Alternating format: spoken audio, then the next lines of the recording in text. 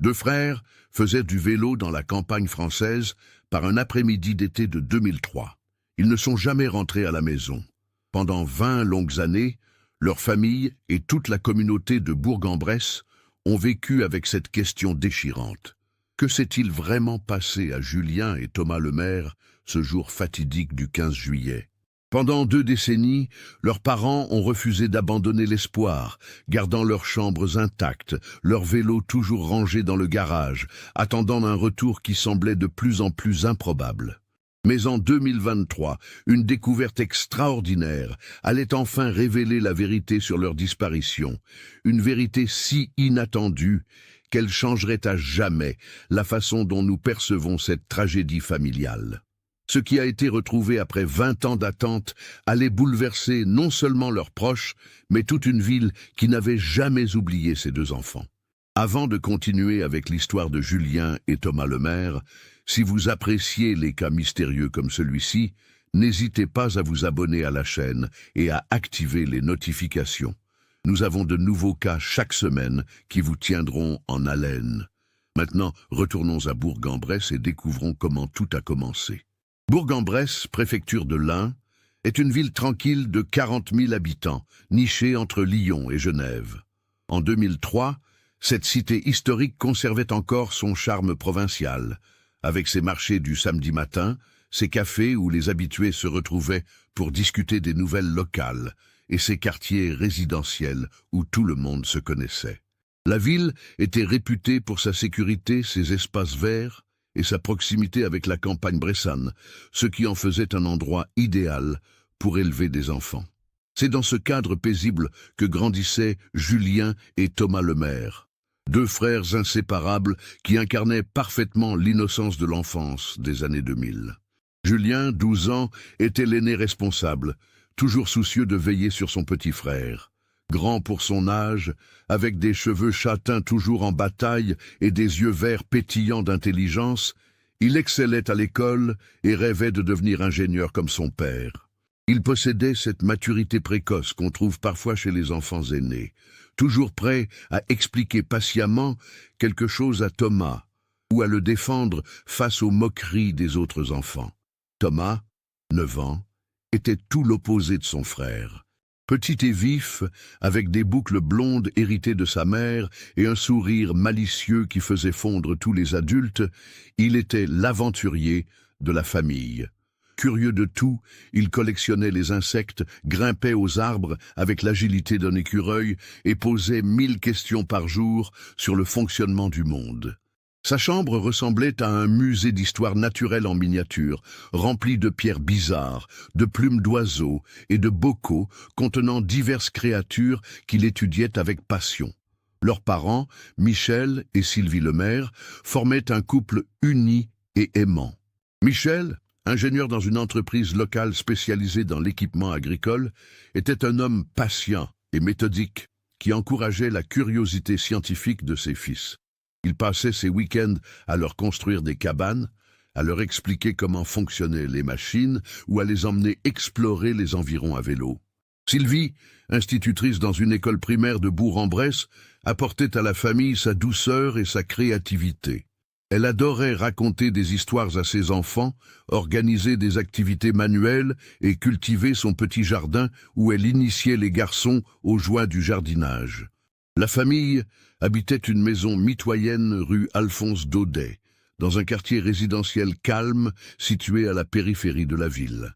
C'était une de ces maisons typiques des années 80, avec un petit jardin devant orné de rosiers que Sylvie entretenait avec amour, et un garage où s'entassaient les vélos, les outils de bricolage de Michel et tous ces objets qu'on accumule au fil des années sans jamais s'en servir.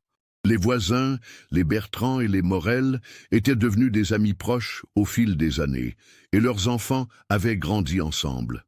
L'été 2003 avait été particulièrement beau dans la région. Dès la fin de l'école en juin, les 2 frères avaient pris l'habitude de partir explorer les environs à vélo.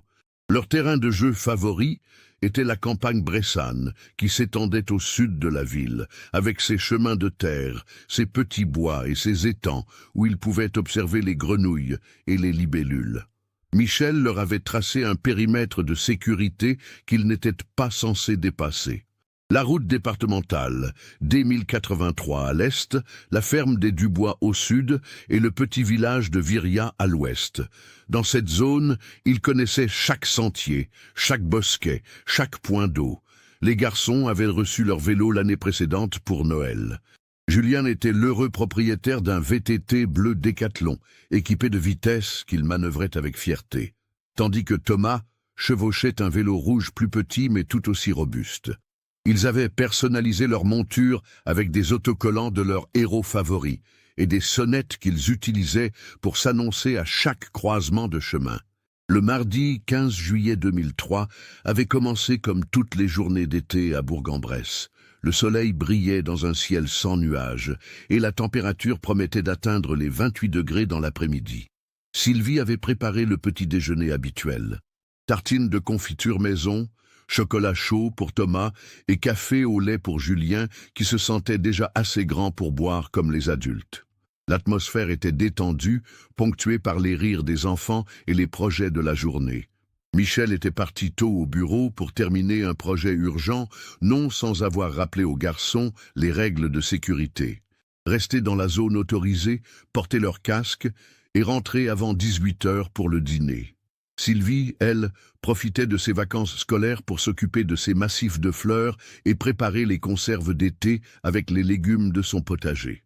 Vers 14 heures, après le déjeuner et une petite sieste pour Thomas, les deux frères s'équipèrent pour leur expédition quotidienne. Ils enfilèrent leurs casques, vérifièrent la pression de leurs pneus avec le sérieux de vrais cyclistes et remplirent leurs petits sacs à dos avec les provisions habituelles. 2 bouteilles d'eau, des barres de céréales et le carnet de croquis de Thomas où il dessinait tous les insectes qu'il découvrait. « On va vers l'étang des Saules aujourd'hui ?» demanda Thomas en ajustant son casque rouge. « D'accord, mais on prend le chemin de la ferme abandonnée d'abord. J'ai vu des traces bizarres hier. On pourrait peut-être voir des blaireaux, » répondit Julien en vérifiant que son petit frère avait bien attaché son sac. Sylvie les regarda partir depuis la porte de la cuisine, un sourire attendri aux lèvres. Elle les voyait pédaler côte à côte dans la rue. Julien légèrement en avant pour ouvrir la route, Thomas babillant sans arrêt sur ses dernières découvertes entomologiques. Ils tournèrent au bout de la rue et disparurent vers la campagne, leurs silhouettes se fondant dans la chaleur estivale qui faisait danser l'air au-dessus de l'asphalte. La dernière personne à les avoir vus vivants fut Madame Françoise Moreau, une agricultrice de 67 ans qui tenait un petit élevage de poules pondeuses en bordure de Bourg-en-Bresse. Vers 15h30, alors qu'elle étendait son linge dans son jardin, elle aperçut les deux frères qui passaient devant sa propriété sur le chemin de terre menant vers l'ancienne carrière de Moncey. Cette carrière, abandonnée depuis une quinzaine d'années, était devenue un point d'eau naturel où se rassemblaient les oiseaux aquatiques et où la végétation avait repris ses droits. Ils avaient l'air de bonne humeur, se souviendrait-elle plus tard. Le petit montrait quelque chose à son frère en pointant vers les arbres. Ils sont passés sans me voir, trop absorbés par leur conversation. Le grand pédalait doucement pour que l'autre puisse suivre. Ça m'a fait sourire de voir comme il faisait attention à lui. Cette vision idyllique de deux frères complices partant à l'aventure serait gravée à jamais dans la mémoire de Madame Moreau, qui ne se doutait pas qu'elle était en train d'assister au dernier moment de leur insouciance. À 18h15, quand Michel rentra du travail, Sylvie commençait à s'inquiéter. Les garçons étaient toujours très ponctuels, surtout quand ils savaient qu'il y avait des lasagnes au menu, le plat préféré de Thomas. Elle avait déjà fait le tour du quartier en voiture, pensant qu'ils avaient peut-être fait un détour chez un copain, mais personne ne les avait vus. « Ils sont peut-être allés plus loin que d'habitude » suggéra Michel, en essayant de masquer sa propre inquiétude naissante. « Tu sais comme Thomas est curieux, il a peut-être trouvé quelque chose de passionnant. » Mais quand 19 heures sonnèrent sans nouvelles, l'inquiétude se transforma en véritable angoisse. Michel et Sylvie décidèrent de partir à leur recherche, chacun prenant une direction différente. Ils sillonnèrent tous les chemins que fréquentait habituellement leur fils, appelant leur nom jusqu'à s'en casser la voix. L'écho de leurs appels se perdait dans la campagne silencieuse, sans autre réponse que le chant des grillons et le bruissement du vent dans les blés. C'est vers 20h45 que Michel fit la découverte qui allait transformer leur inquiétude en véritable cauchemar. Sur le chemin menant à l'ancienne carrière de Moncey, il aperçut un éclat de couleur au bord du sentier. En s'approchant, son cœur se serra. C'était le vélo bleu de Julien, couché dans les hautes herbes comme s'il avait été abandonné à la hâte. À quelques mètres de là, partiellement caché derrière un buisson d'aubépine, se trouvait le vélo rouge de Thomas. Les deux bicyclettes étaient en parfait état, sans trace de choc ni de chute. Les sacs à dos étaient toujours fixés au porte-bagages, et les casques gisaient à proximité, comme si les enfants les avaient simplement posés avant de partir explorer. Cette mise en scène étrange donnait l'impression qu'ils avaient prévu de revenir rapidement récupérer leurs affaires. Michel examina les lieux avec l'œil méthodique de l'ingénieur, cherchant le moindre indice qui pourrait expliquer la disparition de ses fils. Le sol autour des vélos portait effectivement des traces de pas d'enfants, mais elles se perdaient rapidement dans l'herbe sèche et les broussailles. Il remarqua cependant un détail troublant. Les empreintes semblaient se diriger vers l'ancienne carrière, un endroit que les enfants connaissaient, mais qu'ils évitaient habituellement à cause de l'eau profonde et des parois abruptes. Tremblant, Michel composa le numéro de Sylvie sur son téléphone portable, un de ces premiers modèles Nokia que les familles commençaient tout juste à adopter. « J'ai trouvé leur vélo près de la carrière », annonça-t-il d'une voix étranglée. « Mais eux, ils ne sont nulle part. » Les premières heures qui suivirent la découverte des vélos furent un tourbillon d'activités désespérées. Dès 21h, Michel et Sylvie alertèrent la gendarmerie de Bourg-en-Bresse. Le brigadier-chef Laurent Dubois, un homme d'expérience habitué aux disparitions d'enfants, généralement résolues en quelques heures, quand les gamins rentraient penauds, après avoir perdu la notion du temps, organisa immédiatement une battue nocturne. En quelques heures, toute la communauté se mobilisa. Les voisins, les collègues de Michel, les parents d'élèves de Sylvie, tous répondirent présents malgré l'heure tardive. Armés de lampes torches et de téléphones portables, plus de 50 volontaires ratissèrent systématiquement la zone autour de la carrière. Les appels « Julien, Thomas » résonnaient dans la nuit tiède, créant une cacophonie d'espoir et d'angoisse qui réveillerait longtemps les cauchemars des participants. La carrière elle-même fut fouillée en priorité. L'eau, d'un vert sombre inquiétant, descendait à plus de 15 mètres de profondeur, selon les anciens ouvriers. 2 plongeurs de la sécurité civile de Lyon furent appelés en urgence et arrivèrent à l'aube du 16 juillet. Leur recherche méthodique dura toute la matinée, mais ne révéla rien d'autre que de vieux pneus, quelques carcasses de voitures et les détritus habituels qu'on trouve dans ce genre d'endroits abandonnés. Le lendemain, l'enquête prit une dimension plus officielle. Le capitaine de gendarmerie Marie-Claire Forestier, spécialiste des affaires de mineurs disparus, prit la direction des opérations. Femme de 45 ans à l'allure sévère mais au regard plein d'empathie, elle avait déjà géré plusieurs cas similaires dans la région lyonnaise. Son expérience lui disait que les premières 72 heures étaient cruciales. Dans 80% des cas de disparition d'enfants, ils sont retrouvés vivants dans les 3 premiers jours, expliqua-t-elle à Michel et Sylvie lors de leur premier entretien officiel.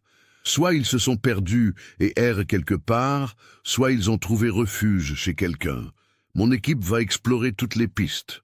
Les gendarmes interrogèrent systématiquement tous les habitants de la zone. Madame Moreau confirma avoir vu les garçons vers 15h30, mais aucun autre témoin ne se manifesta. Les recherches s'élargirent progressivement à tout le canton, impliquant des chiens pisteurs, un hélicoptère de la gendarmerie et même des bénévoles venus de villages voisins. Les médias locaux s'emparèrent rapidement de l'affaire.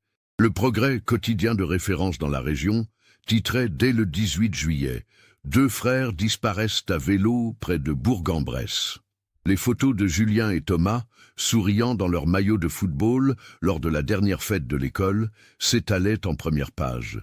France 3 Rhône-Alpes dépêcha une équipe qui filma les recherches et interrogea les parents, transformant ce drame familial en événement médiatique régional. Cette médiatisation eut un effet inattendu. Elle généra des dizaines de témoignages, dont la plupart se révélèrent sans intérêt. Quelqu'un avait vu 2 enfants à vélo à Mâcon, à 50 km de là. Un autre les avait aperçus dans un camp de vacances en Ardèche. Chaque piste fut consciencieusement vérifiée par les gendarmes, mais aucune ne menait nulle part. Au bout d'une semaine, l'espoir commença à s'effriter.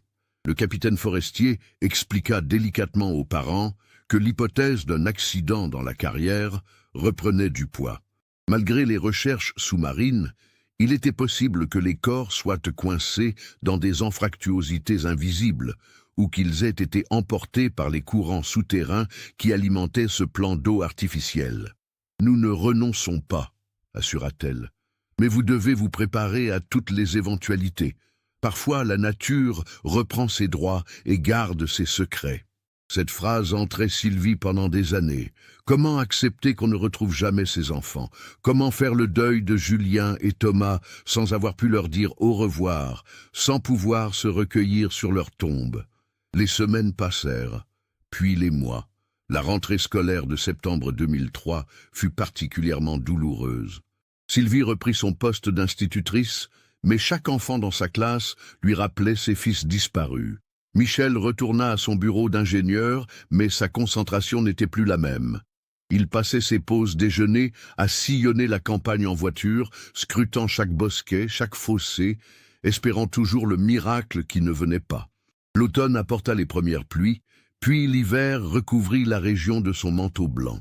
La carrière de Moncette gela partiellement, offrant aux enquêteurs une dernière occasion de fouiller les zones peu profondes. Encore une fois, les recherches ne donnèrent rien. À mesure que les saisons s'écoulaient, les amis et la famille commencèrent timidement à suggérer au Lemaire qu'il fallait passer à autre chose. Cette expression, prononcée avec les meilleures intentions du monde, avait le don de mettre Sylvie en rage. Comment peut-on passer à autre chose quand une partie de son cœur a disparu? Comment peut-on tourner la page quand on ne sait même pas sur quoi elle était écrite? Le couple développa des stratégies de survie différentes. Michel se réfugia dans le travail et dans l'action concrète. Il rejoignit une association de familles d'enfants disparus, participa à des campagnes de sensibilisation, écrivit aux élus pour réclamer de meilleurs moyens pour les recherches. Il transforma sa douleur en militantisme, trouvant dans l'aide aux autres familles un exutoire à sa propre souffrance. Sylvie, elle, s'enferma dans une forme de déni créatif. Elle maintint les chambres de ses fils exactement comme il les avait laissées. Le lit de Julien avec sa couverture Star Wars froissée, celui de Thomas avec ses peluches d'animaux sauvages soigneusement alignées. Elle continuait à acheter leurs biscuits préférés, à regarder leurs dessins animés du samedi matin, à préparer leurs plats favoris au cas où ils rentreraient. Cette différence d'approche créa progressivement des tensions dans le couple. Michel reprochait à sa femme de se complaire dans le passé, tandis que Sylvie accusait son mari de vouloir oublier leurs enfants. Ils consultèrent un psychologue spécialisé dans le deuil, le docteur Jean-Pierre Blanc, qui leur expliqua que leur réaction était normale et complémentaire. « Vous traversez ce qu'on appelle un deuil blanc », leur expliqua-t-il lors d'une séance en janvier 2004. C'est le plus difficile de tous les deuils, parce qu'il n'y a pas de fin officielle, pas de corps, pas de cérémonie. Votre cerveau refuse d'accepter la mort parce qu'elle n'est pas prouvée. C'est à la fois une souffrance et une protection. Les années passèrent, marquées par des anniversaires douloureux. Chaque 15 juillet, les Lemaire se rendaient sur les lieux de la disparition avec des fleurs. Chaque Noël, ils achetaient discrètement des cadeaux qu'ils rangeaient dans un placard, au cas où. Chaque rentrée scolaire rappelait les classes que Julien et Thomas auraient dû fréquenter. En 2008, 5 ans après la disparition, l'affaire fut officiellement classée sans suite. Le dossier resta ouvert, comme le veut la procédure pour les mineurs disparus, mais aucune recherche active n'était plus menée. Cette décision administrative fut vécue comme un abandon par les parents, même s'ils la comprenaient rationnellement. La communauté de Bourg-en-Bresse n'oublia jamais complètement les 2 frères. Chaque été, Quand d'autres enfants partaient à vélo dans la campagne, leurs parents repensaient à Julien et Thomas. La carrière de Moncey était devenue un lieu maudit que les familles évitaient instinctivement. Les plus superstitieux prétendaient y entendre parfois des rires d'enfants portés par le vent. En 2010, Michel et Sylvie prirent une décision douloureuse mais nécessaire, déménager. Rester dans cette maison où chaque objet évoquait leur fils devenait insupportable. Ils s'installèrent à Mâcon, à 50 km de là, dans un appartement moderne sans jardin ni garage à vélo. C'était leur façon de dire adieu à une partie de leur ancienne vie, tout en gardant espoir de retrouver un jour leurs enfants. Mais ils conservèrent précieusement tous les objets personnels de Julien et Thomas. Les vêtements soigneusement pliés, les jouets, les livres, les dessins d'école et surtout les 2 vélos qui trônaient maintenant dans leur nouveau garage comme des reliques sacrées. Michel les entretenait religieusement, vérifiant la pression des pneus, graissant les chaînes, comme si les garçons allaient revenir les chercher le lendemain. Les années 2010 virent l'émergence des réseaux sociaux et d'Internet grand public. Sylvie créa un blog intitulé « Julien et Thomas, nos étoiles disparues », où elle racontait ses souvenirs, partageait des photos et maintenait vivante la mémoire de ses fils. Ce blog toucha des milliers de personnes à travers la France et même au-delà. D'autres parents d'enfants disparus venaient y chercher du réconfort et des conseils. Michel, lui, rejoignit des forums spécialisés dans les recherches de personnes disparues.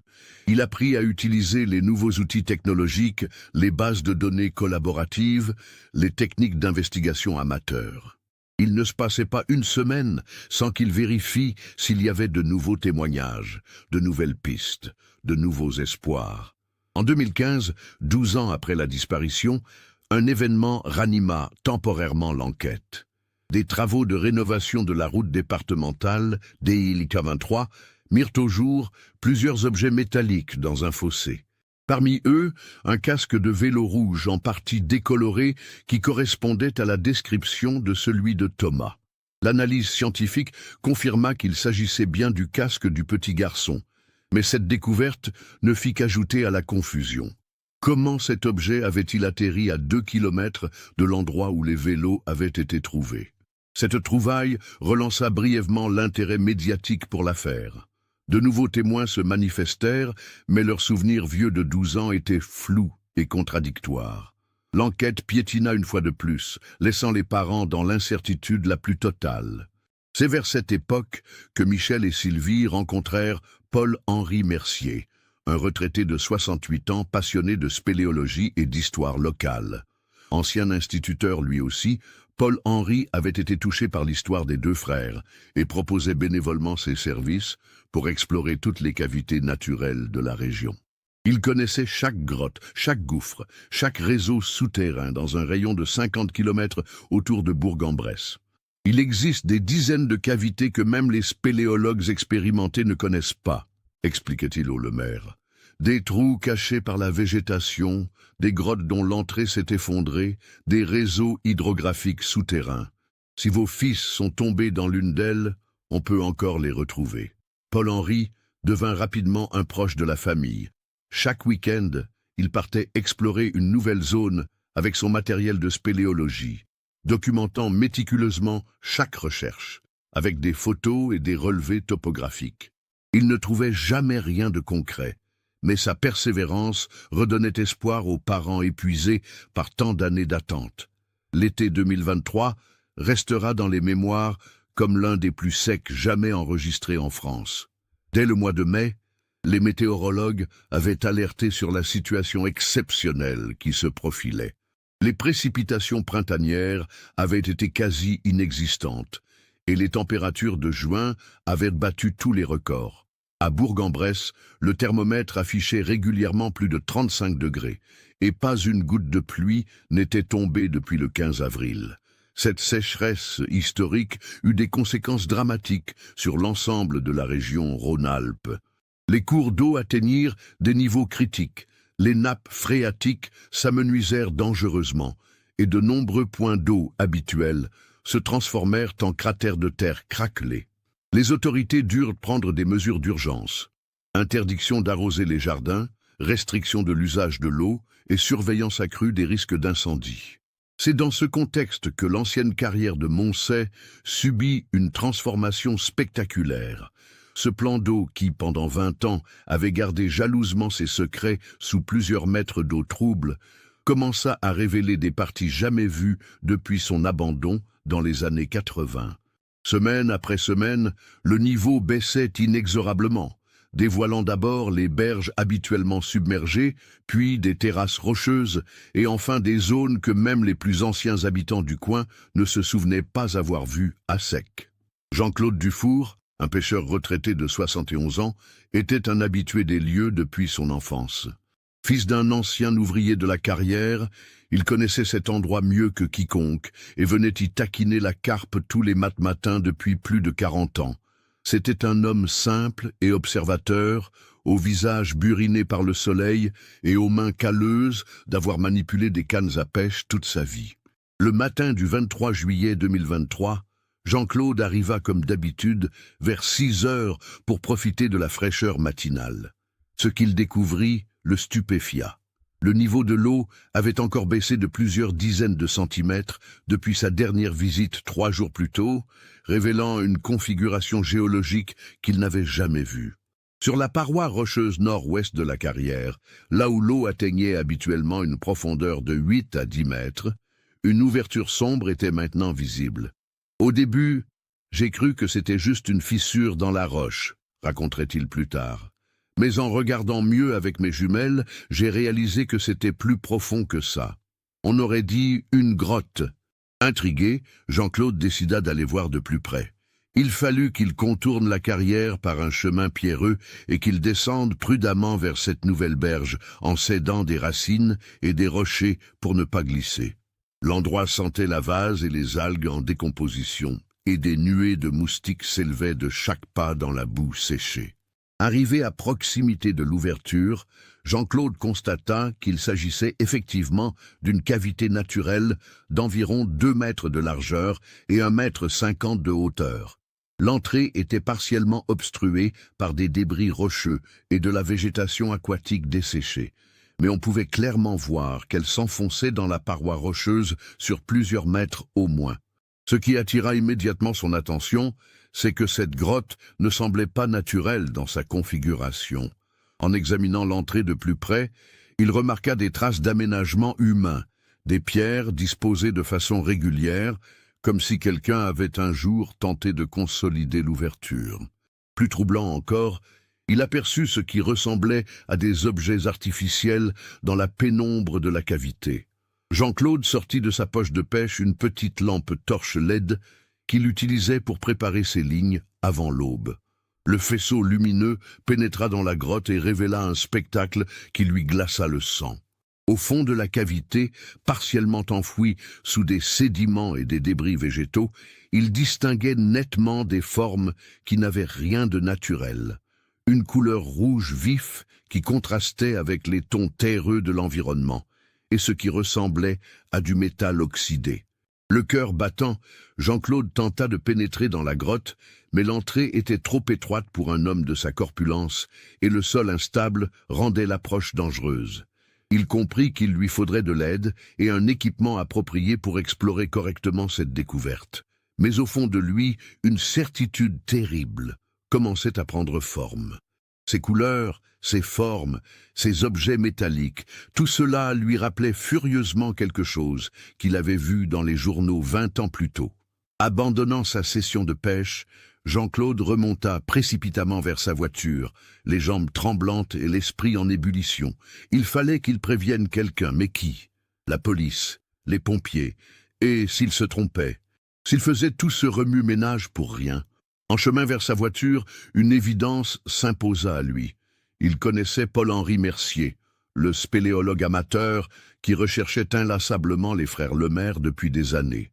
Ils s'étaient croisés plusieurs fois sur les bords de la carrière, et Jean-Claude savait que le vieil homme possédait l'équipement et l'expérience nécessaires pour explorer cette grotte en toute sécurité. Il composa le numéro de Paul-Henri sur son téléphone portable, les mains tremblant tellement qu'il dut s'y reprendre à 2 fois pour former les chiffres. Paul-Henri? C'est Jean-Claude Dufour, le pêcheur de la carrière. Il faut que tu viennes immédiatement. Je crois que j'ai trouvé quelque chose. 1 heure plus tard, Paul-Henri Mercier arrivait sur les lieux avec son matériel de spéléologie. Cordes, lampes puissantes, équipements de sécurité et appareils photo étanches. Malgré ses 75 ans, le vieil homme conservait une agilité remarquable et une passion intacte pour l'exploration souterraine. Quand Jean-Claude lui expliqua sa découverte, Paul-Henri sentit son pouls s'accélérer. Après tant d'années de recherche infructueuses, était-il possible qu'ils touchent enfin au but? Les 2 hommes redescendirent ensemble vers la grotte nouvellement révélée. Paul-Henri examina d'abord attentivement la configuration géologique des lieux, prenant des photos sous tous les angles et mesurant les dimensions de l'ouverture. Ses connaissances en géologie lui permirent de comprendre immédiatement ce qui s'était passé. « Cette grotte existe probablement depuis des millénaires », expliqua-t-il à Jean-Claude. Mais son entrée était submergée depuis que la carrière s'est remplie d'eau dans les années 80. Avec le niveau d'eau habituel, elle se trouvait à environ 8 mètres de profondeur. Personne ne pouvait la voir, et encore moins l'explorer. Équipé de son harnais et de ses cordes de sécurité, Paul-Henri se glissa prudemment dans l'ouverture. Sa lampe frontale perçait l'obscurité de la cavité, révélant progressivement un espace plus vaste qu'il n'y paraissait de l'extérieur. La grotte s'étendait sur une dizaine de mètres de profondeur et s'élargissait vers le fond, formant une petite chambre naturelle d'environ 4 mètres de diamètre. C'est là, dans cette chambre secrète que l'eau avait protégée pendant des décennies, que Paul-Henri fit la découverte qui allait bouleverser la vie de Michel et Sylvie Lemaire. Au fond de la grotte, partiellement ensevelie sous des décennies d'accumulation de sédiments et de débris organiques, Paul-Henri découvrit les restes de ce qui avait été la dernière aventure de Julien et Thomas Lemaire. Les objets étaient remarquablement bien conservés grâce à l'environnement humide et à l'absence de lumière qui avait ralenti considérablement les processus de décomposition. Le premier élément qui confirma ses soupçons fut un sac à dos d'enfant en toile bleue, décoloré mais encore intact. À l'intérieur, protégé par la fermeture étanche, Paul-Henri trouva un carnet de croquis aux pages gondolées par l'humidité, mais encore lisibles. Sur la couverture, écrit au feutre noir dans l'écriture appliquée d'un enfant de 9 ans, on pouvait lire « Thomas Lemaire, mes découvertes de l'été 2003 ». Les mains tremblantes, Paul-Henri feuilleta délicatement le carnet. Les pages révélaient les dessins minutieux d'insectes, de plantes et d'animaux, accompagnés de commentaires enthousiastes sur chaque découverte. La dernière page utilisée était datée du 15 juillet 2003 et montrait le croquis d'une libellule, avec cette annotation « Libellule bleue trouvée près de l'eau. Julien dit qu'elle s'appelle Eichne bleue. On va revenir demain avec l'appareil photo de papa. » Cette phrase, écrite quelques heures avant la disparition, résonnait comme un testament tragique de l'innocence brisée. Il n'y aurait jamais eu de lendemain pour Thomas et son projet de photographier la libellule. Plus loin dans la grotte, Paul-Henri découvrit d'autres objets qui ne laissaient aucun doute sur l'identité des victimes. Une bouteille d'eau en plastique portant encore l'étiquette Evian, à moitié pleine d'une eau, maintenant croupie. Des barres de céréales dont l'emballage s'était partiellement désintégré, mais dont on pouvait encore lire la marque. Et surtout, un objet qui serra le cœur du vieil homme. Un petit ours en peluche marron, manifestement très aimé, que Thomas emportait secrètement dans toutes ses expéditions malgré ses 9 ans et sa fierté de grand garçon. Mais la découverte la plus bouleversante était encore à venir. En dirigeant sa lampe vers le fond de la chambre, Paul-Henri aperçut ce qui ressemblait à des vêtements d'enfant, disposés de façon étrangement ordonnée contre la paroi rocheuse. En s'approchant avec précaution, il réalisa qu'il s'agissait des restes des 2 frères, leur corps ayant subi le processus naturel de décomposition, mais étant restés globalement à leur place d'origine. La position des corps racontait une histoire déchirante. Julien était allongé sur le côté, un bras protecteur passé autour de son petit frère, comme s'il avait tenté de le rassurer et de le réchauffer jusqu'au bout.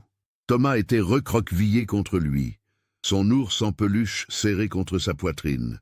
Cette dernière image d'amour fraternel dans l'adversité émut profondément Paul-Henri, qui dut s'interrompre plusieurs minutes pour reprendre ses esprits. L'examen de la grotte révéla progressivement ce qui s'était probablement passé ce jour fatidique de juillet 2003. L'entrée de la cavité était alors submergée sous environ 2 mètres d'eau, mais accessible à de bons nageurs.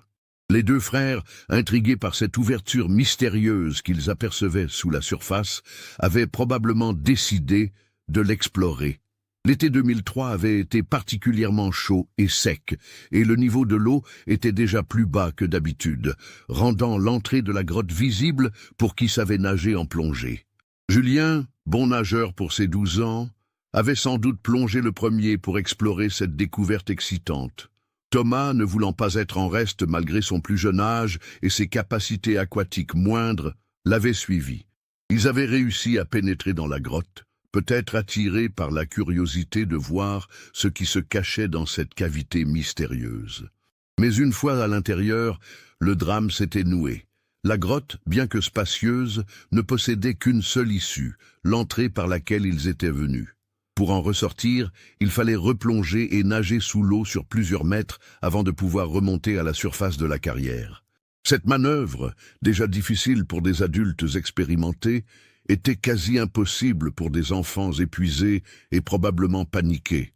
Paul-Henri imagina la terreur progressive qui avait dû s'emparer des deux frères quand ils avaient réalisé qu'ils étaient prisonniers. Julien, en tant qu'aîné, avait probablement tenté plusieurs fois de ressortir pour aller chercher de l'aide, mais la distance à nager sous l'eau était trop importante. Thomas, plus petit et moins bon nageur, n'avait aucune chance de réussir cette épreuve. Les objets retrouvés dans la grotte suggéraient qu'ils avaient survécu plusieurs jours dans cette prison naturelle. Ils avaient rationné leur eau et leurs barres de céréales, espérant sans doute qu'on viendrait les chercher. Mais les recherches s'étaient concentrées sur la surface et les abords immédiats de la carrière. Personne n'avait pensé à explorer les profondeurs, et la grotte submergée était restée invisible pour tous les sauveteurs. Progressivement, l'hypothermie, la déshydratation et le désespoir avaient eu raison de leur résistance. Julien était probablement mort en premier, épuisé par ses tentatives répétées de fuite et affaibli par le rationnement de nourriture qu'il imposait pour préserver son petit frère. Thomas avait dû s'éteindre quelques heures ou quelques jours plus tard, serrant son ours en peluche et le corps de son grand frère qui avait tout fait pour le protéger jusqu'au bout. Cette reconstitution mentale de leurs derniers moments bouleversa Paul-Henri. Ces deux enfants n'étaient pas morts instantanément dans un accident. Ils avaient eu le temps d'avoir peur, d'espérer, de se serrer l'un contre l'autre, en attendant des secours qui ne viendraient jamais. Ils avaient vécu leur propre cauchemar, en sachant que leurs parents les cherchaient quelque part au-dessus d'eux, si proches et pourtant inatteignables. Le spéléologue documenta minutieusement sa découverte avec son appareil photo, prenant soin de ne pas déranger la position des corps. Ces images seraient cruciales pour l'enquête judiciaire qui ne manquerait pas de s'ouvrir. Il collecta également les objets personnels qui pourraient être rendus à la famille, en veillant à respecter la dignité de cette sépulture improvisée. Quand il ressortit de la grotte après 2 heures d'exploration, Paul-Henri était un homme transformé. Jean-Claude, qui l'attendait anxieusement à l'extérieur, comprit immédiatement à son expression que ses soupçons se confirmaient. « C'est eux, n'est-ce pas ?» demanda le pêcheur d'une voix étranglée. Paul-Henri hocha la tête, incapable de prononcer un mot. Après tant d'années de recherches vaines, il venait de retrouver Julien et Thomas Lemaire. Mais cette victoire avait un goût amer, car elle confirmait ce que tous redoutaient au fond de leur cœur. Les deux frères n'avaient pas survécu à leur disparition. Maintenant se posait la question la plus difficile. Comment annoncer cette découverte à Michel et Sylvie?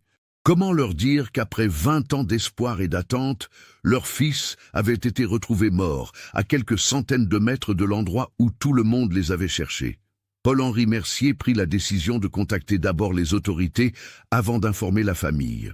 Cette découverte constituait une scène de crime, même s'il s'agissait manifestement d'un accident, et devait être traitée selon les procédures légales appropriées. À 14h30, il composa le numéro de la gendarmerie de Bourg-en-Bresse, demandant à parler au responsable des affaires criminelles. Le capitaine Sophie Morel, qui avait succédé au capitaine Forestier en 2015, prit immédiatement l'appel au sérieux. Elle connaissait le dossier Lemaire par cœur, l'ayant étudié lors de sa prise de fonction. L'affaire des 2 frères disparus était devenue une référence dans la gendarmerie locale. Un rappel constant que certains mystères résistent à toutes les investigations. « Monsieur Mercier, vous êtes absolument certain de ce que vous avancez ?» demanda-t-elle d'une voix tendue. « Capitaine, j'ai passé 8 ans à chercher ces enfants dans toutes les grottes de la région. Je connais leurs visages par cœur, j'ai leurs photos dans ma voiture. Ce que j'ai trouvé là-bas, c'est Julien et Thomas Lemaire. J'en mettrai ma main au feu. » En moins d'une heure, une équipe complète de la gendarmerie scientifique était sur place. Le médecin légiste, le photographe judiciaire, les spécialistes en identification, tous convergèrent vers cette carrière qui avait déjà tant fait parler d'elle. L'endroit fut bouclé par un périmètre de sécurité et les premières constatations officielles commencèrent. Le docteur Laurent Rousseau, médecin légiste chevronné habitué aux affaires difficiles, descendit dans la grotte avec son équipement. Son examen préliminaire confirma les observations de Paul Henry. 2 corps d'enfants, dans un état de conservation remarquable compte tenu du temps écoulé, positionnés de façon à suggérer une mort naturelle par épuisement et hypothermie. Aucune trace de violence, nota-t-il dans son rapport provisoire. Position des corps compatibles avec une survie prolongée dans un espace confiné. Présence d'objets personnels et de nourriture suggérant une tentative d'attente de secours. Cause probable du décès, hypothermie et déshydratation consécutive à un emprisonnement accidentel. Pendant que les experts s'affairaient, le capitaine Morel était confronté à la tâche la plus délicate de sa carrière. Annoncer la nouvelle aux parents. Elle avait téléphoné à Michel et Sylvie Lemaire dans l'après-midi, leur demandant de se rendre à la gendarmerie sans donner de détails. « Nous avons du nouveau concernant Julien et Thomas », avait-elle simplement dit. À 18h, Michel et Sylvie arrivèrent à la gendarmerie, le cœur battant d'un mélange d'espoir et d'angoisse qui leur était devenu familier après 20 ans d'attente. Ils avaient vécu tant de faux espoirs, tant de pistes qui ne menaient nulle part, qu'ils n'osaient plus vraiment croire à un dénouement. Le capitaine Morel les reçut dans son bureau, accompagné d'un psychologue de la gendarmerie, spécialisé dans l'accompagnement des familles. L'atmosphère était lourde de l'importance du moment qui se jouait. « Monsieur et Madame Lemaire, » commença-t-elle d'une voix douce mais ferme, « nous avons retrouvé Julien et Thomas. » Le silence qui suivit cette phrase sembla durer une éternité. Sylvie porta instinctivement sa main à sa bouche, tandis que Michel se raidissait sur sa chaise, tous ses muscles tendus dans l'attente de la suite. « Ils sont... » Michel ne parvenait pas à terminer sa phrase. « Je suis désolé, » continua le capitaine Morel. « Ils ont été retrouvés décédés dans une grotte submergée de l'ancienne carrière. Tout indique qu'il s'agit d'un accident tragique. Ils ont survécu plusieurs jours, mais n'ont pas pu ressortir de cette cavité. » La nouvelle frappa les parents comme un coup de massue. Après 20 ans d'incertitude, ils avaient enfin une réponse, mais pas celle qu'ils espéraient secrètement encore. Sylvie éclata en sanglots, 20 années de douleur contenue qui explosaient d'un coup. Michel, lui, resta figé, son cerveau refusant d'intégrer cette information qu'il redoutait depuis si longtemps. « Comment est-ce possible ?» balbutia-t-il. « On a fouillé partout. Il y a eu des plongeurs, des chiens, des hélicoptères. » Le capitaine Morel expliqua patiemment les circonstances de la découverte. La sécheresse exceptionnelle, la baisse du niveau d'eau, la grotte invisible depuis des décennies. Elle décrivit la position des corps, suggérant que Julien avait protégé son petit frère jusqu'au bout, information qui déchira le cœur des parents tout en les consolant étrangement. « Nous pensons qu'ils ont exploré cette grotte par curiosité, comme le font tous les enfants, » continua-t-elle. « Mais une fois à l'intérieur, ils n'ont pas réussi à ressortir. L'entrée était submergée et il fallait nager sous l'eau sur plusieurs mètres. Pour des enfants de leur âge, c'était impossible. » Le psychologue prit le relais pour expliquer aux parents ce qui allait se passer maintenant. Identification formelle, Autopsie pour confirmer les causes du décès. Procédures administratives pour la restitution des corps. Après 20 ans d'attente, Michel et Sylvie allaient enfin pouvoir organiser des funérailles pour leur fils. « Il y a une chose que vous devez savoir », ajouta le capitaine Morel en sortant de son bureau le carnet de Thomas, soigneusement emballé dans un sachet transparent. « Nous avons retrouvé ses dessins. Il a continué à dessiner jusqu'au bout. Il y a même un message. » Elle ouvrit le carnet à la dernière page utilisée où Thomas avait écrit de sa petite écriture appliquée. « Si quelqu'un trouve ce carnet, dites à papa et maman qu'on les aime très fort. Julien a essayé de nous sauver. Il est le plus courageux du monde. On n'a pas eu peur parce qu'on était ensemble. » Cette dernière volonté de Thomas, cette tentative d'un enfant de 9 ans de rassurer ses parents, même dans ses derniers moments, acheva de briser le cœur de Michel et Sylvie. Mais paradoxalement, ces mots leur apportaient aussi une forme de paix. Leur fils n'était pas mort dans la terreur et l'abandon. Ils étaient restés unis jusqu'au bout, se donnant mutuellement du courage face à l'adversité. Les funérailles de Julien et Thomas Lemaire eurent lieu le 15 août 2023, exactement 20 ans et 1 mois après leur disparition. La cérémonie se déroula en l'église Saint-Nicolas de Bourg-en-Bresse, la même où ils avaient été baptisés et où ils auraient dû faire leur communion. L'édifice était comble, rassemblant non seulement la famille et les amis proches, mais aussi des centaines de personnes qui avaient participé aux recherches ou qui avaient été touchées par cette histoire au fil des années. Le père Alain Dubois, curé de la paroisse depuis 15 ans, célébra une messe émouvante qui rendait hommage à ces 2 vies trop courtes, mais marquées par l'amour fraternel. « Julien et Thomas nous enseignent que l'amour véritable n'a pas d'âge », déclara-t-il dans son homélie. À 12 et 9 ans, ils ont montré ce que signifie se protéger mutuellement, rester unis dans l'épreuve et affronter l'inconnu ensemble. Leur dernière aventure terrestre s'est achevée tragiquement, mais elle nous rappelle la beauté de l'amour fraternel.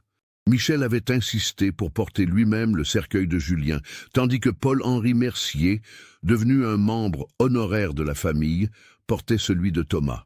Ce geste symbolique marquait la reconnaissance éternelle des parents envers l'homme qui avait permis de retrouver leurs enfants. Dans son éloge funèbre, Michel s'adressa directement à ses fils. « Julien, Thomas, vous nous avez appris la patience, l'espoir et finalement l'acceptation. Pendant 20 ans, nous avons vécu avec vos fantômes. Aujourd'hui, nous pouvons enfin vous dire au revoir, dignement. Vous allez nous manquer pour l'éternité, mais nous savons maintenant que vous êtes en paix. » Sylvie, trop émue pour parler publiquement, avait écrit une lettre qui fut lue par leur sœur aînée. « Mes petits explorateurs, votre dernière aventure vous a mené plus loin que nous l'imaginions. Vous avez découvert un monde secret que personne ne connaissait, comme les héros des livres que vous aimiez tant. Maintenant, vous explorez un territoire encore plus mystérieux, et nous savons que vous le faites ensemble, main dans la main. Comme toujours, l'inhumation eut lieu dans le nouveau cimetière de Bourg-en-Bresse, dans un caveau familial que Michel et Sylvie avaient fait préparer des années plus tôt, gardant espoir de retrouver un jour leurs enfants. Sur la pierre tombale, ils firent graver une épitaphe simple mais bouleversante. Julien et Thomas Lemaire, frères dans la vie, frères dans l'éternité. Leur dernière aventure nous enseigne que l'amour est plus fort que tout. Les semaines qui suivirent les funérailles furent étrangement apaisantes pour Michel et Sylvie. Après 2 décennies d'incertitude, ils pouvaient enfin commencer un vrai travail de deuil. Ils retournèrent régulièrement sur la tombe de leur fils, y apportant des fleurs fraîches et des petits objets rappelant leur passion. Des livres sur les insectes pour Thomas, des revues scientifiques pour Julien. La découverte eut également un impact profond sur la communauté de Bourg-en-Bresse. L'ancienne carrière de Moncey, longtemps évitée par les familles, devint paradoxalement un lieu de recueillement. La municipalité décida d'aménager un petit mémorial près de l'entrée de la grotte, avec une plaque commémorative rappelant l'histoire des 2 frères et sensibilisant au danger des explorations souterraines. Paul-Henri Mercier, héros malgré lui de cette découverte, fut profondément marqué par l'expérience. Il continua ses activités de spéléologie, mais consacra désormais une partie de son temps à sensibiliser les jeunes au risque de l'exploration amateur. Il créa un petit musée local où il exposait les objets retrouvés dans la grotte, avec l'accord de la famille, accompagnés d'explications sur la sécurité en milieu souterrain. Julien et Thomas étaient des enfants normaux, curieux comme le sont tous les gamins de leur âge, expliquait-il au groupe scolaire qui visitait son exposition. Leur tragédie nous rappelle qu'il faut toujours être accompagné d'un adulte expérimenté quand on explore la nature. La curiosité est magnifique, mais elle doit s'accompagner de prudence. L'affaire eut aussi des répercussions sur les méthodes de recherche des personnes disparues. Le fait que les corps aient été cachés pendant 20 ans dans un endroit pourtant fouillé intensivement poussa les autorités à réviser leurs protocoles. Désormais, les recherches en milieu aquatique prennent systématiquement en compte les variations saisonnières du niveau d'eau et la possibilité de cavités submergées.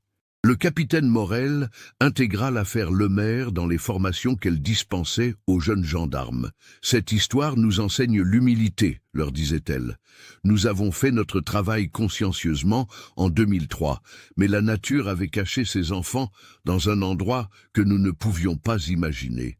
Il faut toujours garder à l'esprit que certains mystères ne se résolvent qu'avec le temps et les circonstances. » 5 ans après la découverte, en 2028, Michel et Sylvie publièrent un livre intitulé « 20 ans d'attente », l'histoire de Julien et Thomas. Cet ouvrage, écrit avec l'aide d'une journaliste spécialisée dans les faits divers, retrace leur parcours de parents endeuillés et leur apprentissage de la résilience.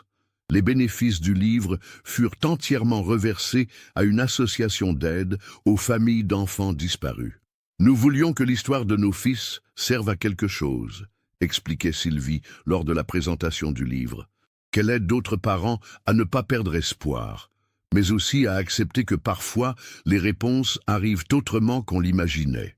Aujourd'hui, l'ancienne carrière de Montset a retrouvé son niveau d'eau habituel, et la grotte où reposaient Julien et Thomas est à nouveau submergée. Mais leur histoire continue de vivre dans la mémoire collective de Bourg-en-Bresse. Chaque été, quand d'autres enfants partent à l'aventure à vélo dans la campagne bressane, leurs parents repensent aux 2 frères et rappellent les règles de sécurité. Cette affaire nous montre comment le temps peut révéler des vérités cachées, comment la persévérance et l'amour peuvent traverser les décennies et comment une tragédie peut finalement apporter la paix au cœur brisé. Julien et Thomas Lemaire ne sont plus des enfants disparus dans le mystère, mais 2 petits garçons courageux dont la dernière aventure nous enseigne que l'amour fraternel peut surmonter toutes les épreuves, même la mort. Qu'avez-vous pensé de cette histoire bouleversante? Aviez-vous imaginé que les 2 frères seraient retrouvés dans ces circonstances? Cette tragédie nous rappelle à quel point la nature peut garder ses secrets, mais aussi comment l'espoir et la détermination peuvent finalement triompher. Partagez vos réflexions dans les commentaires ci-dessous. Si vous avez été touché par le destin de Julien et Thomas Lemaire et que vous voulez découvrir d'autres histoires vraies comme celle-ci, n'oubliez pas de vous abonner à la chaîne et d'activer les notifications. Laissez un like pour soutenir notre travail et partagez cette vidéo avec quelqu'un qui s'intéresse aux mystères de la vie réelle. Car c'est en gardant vivante la mémoire de ces drames que nous pouvons espérer qu'ils nous enseignent quelque chose sur l'amour, la famille et la fragilité de l'existence.